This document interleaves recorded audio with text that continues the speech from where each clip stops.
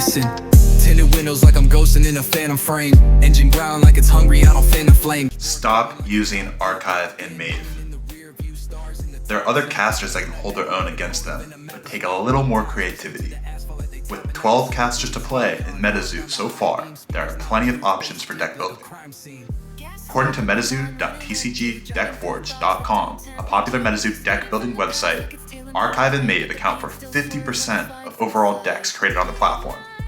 Notably as well, only 10% of decks contain Javier, even though Javier placed second in the Houston Collecticon tournament. Let's jump into where I think each of these 12 casters belong concerning gameplay.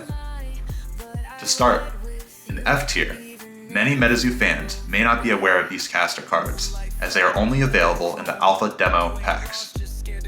They are Archive in Training, Mave in Training, Nia in Training, and Javier in Training. These casters were meant to help demo the game and can only use one aura type. They are meant to be weaker versions of their main game counterparts, and thus it is no surprise they're being placed in F tier, as they will likely never see competitive play. Next, in the C tier, we have Malik and Area.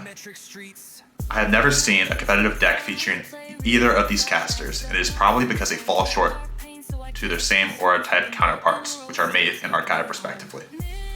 In the current format, there's almost no reason to play either of these casters, which is unfortunate because the artwork for both of them is actually pretty cool. In the B tier, we have Bridget, Nia, and Wei. These are casters that actually have been seeing some play, with about 40% of public decks on MetaZoo.tcgdeckforge.com featuring one of these casters. However, based on the data we have so far, we have yet to see any of these casters placed competitively in a tournament. I would classify any deck containing one of these casters as a rogue deck, and there may be some potential to completely surprise your opponent using one of these casters. In the A tier, we have Javier and Mave, which place second and third respectively in the Houston Collecticon tournament. I think both of these casters offer strong counter-meta options against Archive, and if played correctly, I can easily see either of these casters taking future tournament wins. Javier has the most influence of any card in the current game and can be dropped for 0 cost once 8 aura are in the aura zone, offering a huge late game boost. Meanwhile, Mave has a lot of early game potential by making each spark token you generate worth 2 influence instead of 1.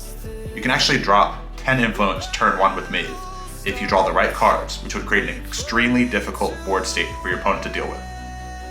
Finally, in S tier, we have Archive.